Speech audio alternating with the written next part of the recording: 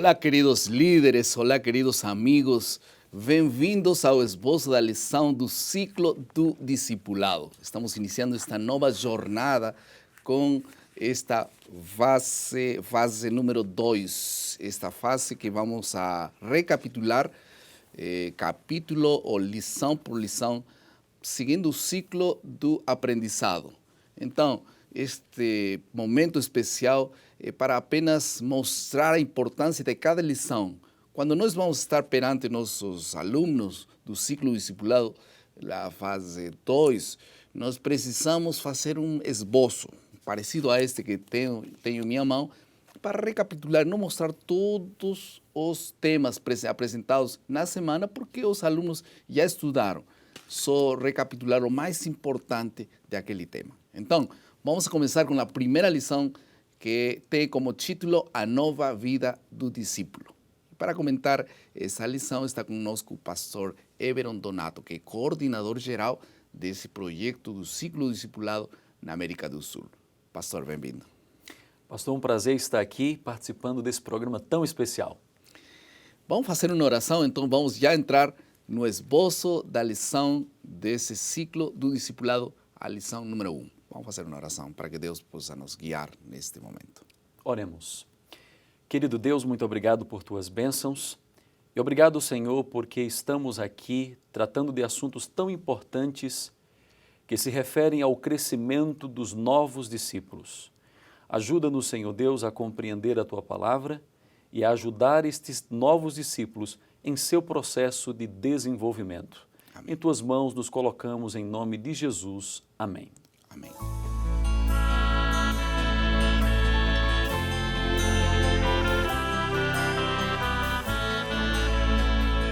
Um dos dias mais emocionantes da minha vida foi, sem dúvida, o nascimento de nosso primeiro filho.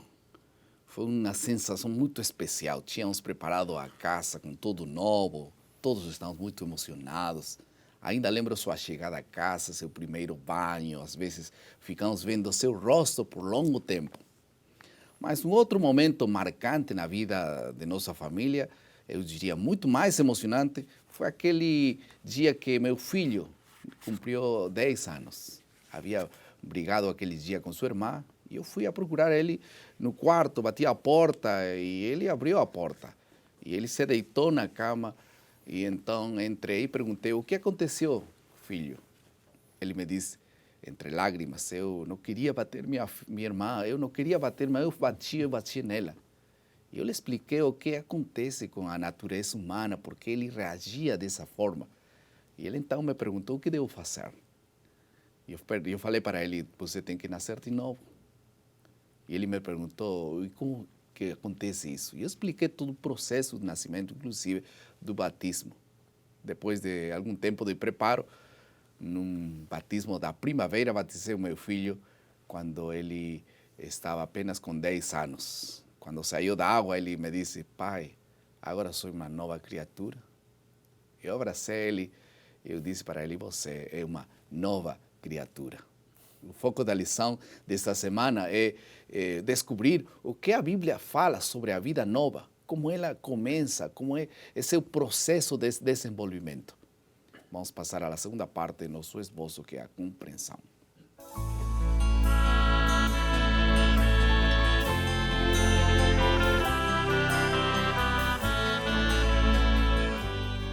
Vamos a ter nesta parte dois assuntos. Como é a vida nova? Em segundo lugar, o resultado de uma vida nova. Vamos ter 3 pontos na realidade e também o crescimento espiritual. A primeira parte, então, como se dá início a uma vida nova? Estamos falando da vida espiritual, né? Uhum. É interessante essa pergunta, pastor, porque como eu posso ter uma vida nova já sendo um adulto? É possível nascer de cabelos brancos? Esta foi a pergunta que Nicodemos fez ao Senhor Jesus, lá no livro de João, no capítulo 3, verso 5. A Bíblia faz uma declaração que Nicodemos, este mestre da lei, ele se aproximou de Jesus e ele perguntou: Senhor, o que eu posso fazer para herdar a vida eterna, né? Para entrar no céu? E Jesus respondeu a ele. Jesus lhe respondeu dizendo assim: João 3,5, em verdade te digo, quem não nascer da água e do Espírito não pode entrar no reino de Deus. Então, Jesus estava dizendo, Nicodemos, você tem que nascer de cabelos brancos já. Em outras palavras, estava dizendo, você tem que passar por um processo transformacional. Esse nascer de novo é uma nova experiência. Esse nascer de novo é nascer de cima. Essa também seria uma tradução possível, nascer de cima, quer dizer, nascer de Deus. Deus nos dá uma nova origem. Veja, comentando sobre esse novo nascimento, Ellen White diz o seguinte, no livro Desejar Todas as Nações, pastor, página 172, ela diz assim, a vida cristã não consiste ou não é uma alteração nem melhoramento da antiga, mas é uma transformação da natureza. Tem lugar a morte do eu e do pecado e tem início uma nova vida. Amém. Em outras palavras, Deus não está prometendo para mim e para você uma melhora, um reparo da antiga natureza. Não vamos melhorar alguma coisa da antiga natureza. Não, Deus nos dá uma nova natureza. Essa natureza é de origem celestial e nós a recebemos por meio do novo nascimento, o batismo. E aí nós vemos uma frase, né? Se você quer nascer de novo, tem que entrar para nascer, ou é nascer para entrar. Ou seja, para entrar no reino de Deus, você primeiro precisa nascer. Algumas pessoas estão querendo mudar de vida e enquanto entram, aí, desenvolvem. Não, não é assim. É primeiro nascer para mudar. Esse é o processo. Primeiro nasce e logo entrarás no reino e caminharás no reino dos céus. Né? Verdade. É assim que acontece. É um processo que acontece na vida do ser humano quando ele se entrega. Tem que haver uma entrega. Eu digo que o batismo, ou o novo nascimento, nós poderíamos comparar com um parto, né? Uma mãe, quando vai ter um filho, há sofrimento. E Jesus sofreu na cruz do Calvário para que nós pudéssemos fazer parte da família de Deus. Quando alguém nasce, essa pessoa ela recebe toda a carga hereditária dos seus pais. E quando nós nascemos para o reino de Deus, nós recebemos a herança celestial, Amém. ou seja, o direito de ter parte agora da natureza divina. E uma mãe me dizia outro dia, eu não quero que meu filho se batize porque eu não acho que ele não mudou nada. Ele tem que dar mostras de câmbio para poder então se batizar. Eu dizia, as mudanças, as mostras de câmbio verdadeiras só vão acontecer depois do nascimento. Agora, em relação ao resultado de uma vida nova, o que é transformado realmente na vida? Como que sucede essa transformação? Alguns não entendem, não compreendem como funciona essa mudança que Deus gera no coração do ser humano. Essa é uma pergunta recorrente. Que mudanças proporcionam aquele que realmente nasceu da água e do Espírito? Foi batizado, entregou de fato o coração a Deus. Bom, Colossenses 3, verso 5, nos ajuda a entender bem isso. O apóstolo Paulo, ele diz o seguinte, fazei, pois, morrer a vossa natureza terrena, prostituição, impureza, paixão, lasciva, desejo maligno e avareza, que é a idolatria. Por estas coisas é que vem a ira de Deus sobre os filhos da desobediência. Essas coisas, o apóstolo Paulo está dizendo aqui, elas perecem, elas morrem, porque essas coisas fazem parte da antiga vida. As paixões são mortificadas. Esse é o primeiro benefício da transformação. Deus nos dá o poder para viver uma vida santa. Por isso Paulo disse, já não vivo eu. Esse eu, essas paixões que está falando a Bíblia. Claro, exatamente. As minhas vontades já não têm mais. Mas Cristo vive em mim. Então, não são sentimentos meus apenas, são sentimentos de Deus instaurados no coração do ser humano, né? Exatamente. Agora, há um segundo benefício. Além dessas paixões serem mortificadas, porque Deus nos dá o poder de viver essa nova vida, Ele nos chama para ser seus sacerdotes. Em 1 de Pedro, no capítulo 2, o versículo 9, diz assim, olha que promessa linda para aqueles que nasceram de novo, para aqueles que foram chamados para o reino de Deus.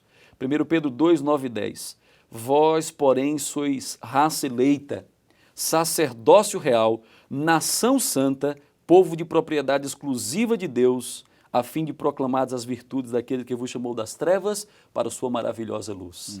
Nós somos chamados, pastor, de sacerdotes. O sacerdote era alguém que era separado para uma função específica. Era alguém que foi chamado para representar a Deus diante do povo. Em outras palavras, Deus está dizendo, olha, eu chamei você também para ser separado do mundo. Você é meu sacerdote. Eu chamei você para viver uma vida santa Agora, diante de mim. porque a Bíblia diz que não peço que vocês saiam do mundo, mas nos livres do mundo. Há uma diferença por isso, né? Nós vamos permanecer no mundo. Claro. A diferença será, então, que nós não vamos ser partícipes desses pecados que o mundo pratica, porque Deus nos preserva para uma vida nova, né? É que Deus nos chama para sermos o sal da terra. Então, quando Deus nos chama para ser o sal, fique pensando nessa ilustração do sal.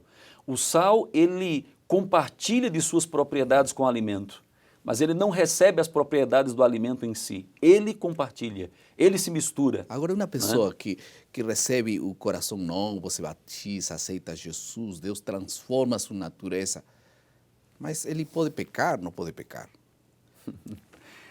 Claro que pode pecar. Por quê? Porque o batismo é apenas o primeiro passo na jornada cristã rumo ao céu. Jesus falou em Mateus capítulo 7 que aquele que o aceita começa a trilhar um caminho estreito. E esse caminho estreito, ele é íngreme, ele tem dificuldades, obstáculos no meio do caminho. Você pode tropeçar, você pode cair, mas a grande bênção que o apóstolo Paulo fala no livro de Romanos é que o justo viverá pela fé, ele caminhará pela fé. Se ele cair, ele ainda pode buscar o recurso de Deus. Claro, mas também uma pessoa que não caminha, não vive no Espírito, também tem o recurso de aferrar-se a Deus.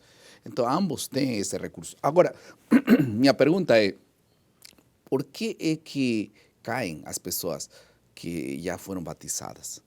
Será que eles precisam... Porque alguém falou, é importante se casar. Mas mais importante que se casar é manter-se casado, né? É importante o batismo, o início, mas é importante renovar o batismo todos os dias, a entrega, porque não é que o batismo de aquele dia já nos cura e nos previne de todos os pecados futuros, né? Essa entrega tem que ser diária. É óbvio que quando você toma a decisão do batismo, e talvez o professor que está nos assistindo agora tenha que trabalhar isso bem com o seu aluno, porque o aluno, ele tem aquela angústia, eu tomei a minha decisão, a decisão do batismo, e eu não quero mais pecar, eu não quero a velha vida, mas ele pode cair. Tem as tendências. Tem as tendências. Porque essas tendências só serão tiradas do corpo quando venha Jesus, né? Esse processo se chama santificação. Veja, justificação é o que Cristo fez em nós na cruz do Calvário. Eu aceito e ele me declara agora justo, eu sou justificado. Santificação é o que Cristo faz em mim, mas Ellen White diz que essa é a obra de uma vida inteira. E nessa obra de uma vida inteira, há fracassos, há dificuldades. O apóstolo Paulo disse, olha, o bem que eu quero fazer, esse eu não faço, e o mal que eu não quero fazer, esse eu faço. Mas há uma promessa, em 1 João capítulo 2, verso 1, o Senhor Jesus disse assim, filhinhos meus, essas coisas vos escrevo para que não pequeis.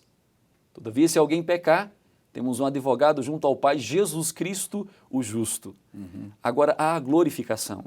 A glorificação é o que Cristo fará em mim. Aí sim eu não vou mais pecar. E isso acontece na volta de Jesus. Por isso é necessário alimentar a natureza espiritual, né? Para que possa ser permanentemente a nossa natureza esteja viva, natureza espiritual, porque existe uma natureza pecaminosa que não vai sair, apenas vai ser adormecida, morta, mas pode ressuscitar se nós não vivemos no Espírito de Deus. Vamos a passar agora à nossa penúltima parte, que é a aplicação.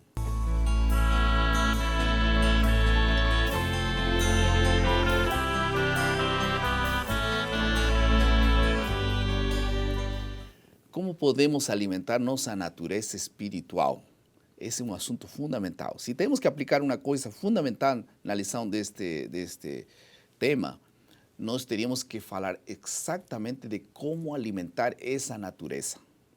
Porque se nós não alimentamos essa natureza, então a natureza carnal vai fluir e vai tomar conta de nossas vidas. Nós podemos alimentar nossa natureza com o estudo diário da Bíblia, com uma oração e com um testemunho simples. Parece que todo mundo faz, mas essas coisas alimentam o espírito. Quando os pensamentos ruins vão tomando conta de nossa vida, você pode clamar a Deus em oração.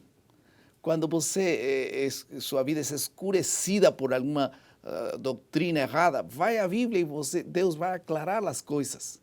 Quando você se senta desanimado por alguma coisa, vai ajudar outras pessoas e você vai ser animado. Vejam como você pode ser fortalecido por 3 práticas simples: oração, estudo da Bíblia e testemunho. Deus te abençoe nessa aplicação para a tua vida. Vamos a passar à última parte de nosso esboço, que é a criatividade.